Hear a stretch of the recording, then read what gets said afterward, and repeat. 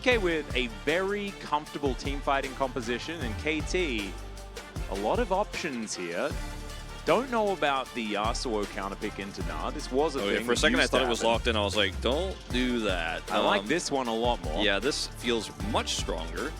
And it's going to be Ahri, yeah. It's going to be Ahri because they're like, all right, we're going to try to deal with this Veigar that's pretty immobile, and we're going to have the Vi to follow this up. So I think this game is straight up going to be about how well D+ can handle the pressure in the early game, and then can Rahel pop off on Zeri. The Ahri pick is strong in these mid-game skirmishes, and it's like, weirdly, in a lot of ways, when you look at Zeri, like, oh, it's a late-game comp because she's scaling and she's really busted. But sometimes you can actually have like kind of a mix where you have Ahri Vi so that you can win those skirmishes, so that Zeri gets kills early and actually comes online faster. And with the Nautilus pick that they have right now, this team fighting comp for D+ does extremely well in the late game, but also in the early game, actually. And we see Zeri, because she can chase so well and does so much damage in the early game too, sometimes you just get a Zeri moment early. I think that's what D+ are trying to fish for. There's the Dirk buy for Hype. Unfortunately, not going to be able to use it right away here. And this is going to be D+ getting a really nice early Drake lead. It's Ocean Drake. We'll see what the second one ends up being, but this could be actually huge for them if they're able to stack 2 early with a Zeri composition. It's Cloud, so I mean, we're looking at probably a good Dragon Soul here. Probably. Is it Year of the Oxwolf? It could be. That might be why there is. Okay, that's a flash. Bible? Bible just gets in there. Oh no, and cease and desist is going to mean that the cage does nothing. First blood goes to Lucid. They just kind of want to get to like a mid to late, right? Like, it's not like a late game composition. And honestly, I feel like KT gets to a point where they can kind of outrange, make things difficult for DK.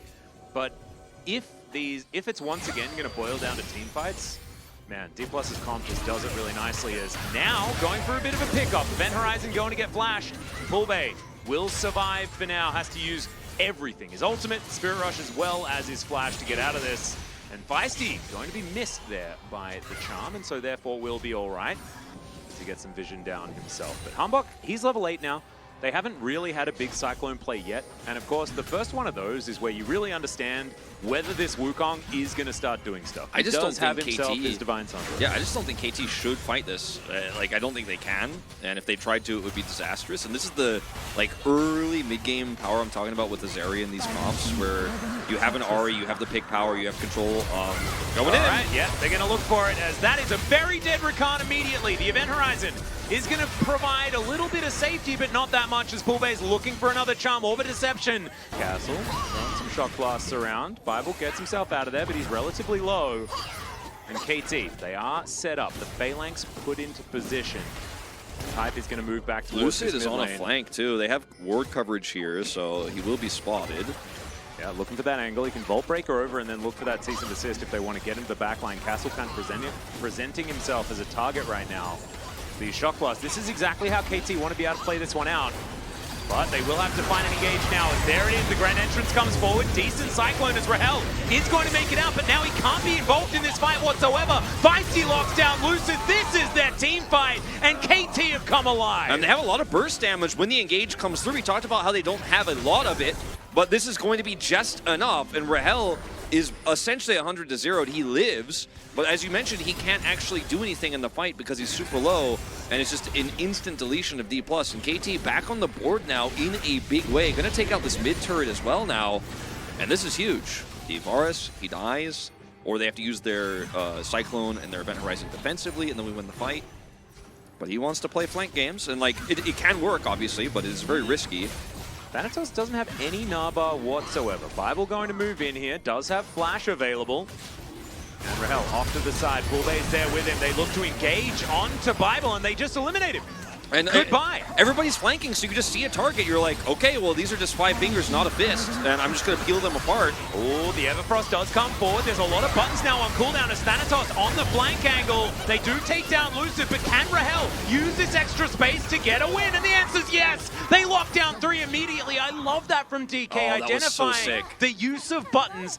KT, they want to sit back, they want to poke, and then they pull the trigger with like flash, quickness, engagement, and stuff like that. As Castle's dead, by the way. It does actually a decent job trying to fight Thanatos there, but it's not going to work out. Okay. Okay. Thank you, chat, for helping get the cookies out of the oven. Okay, great.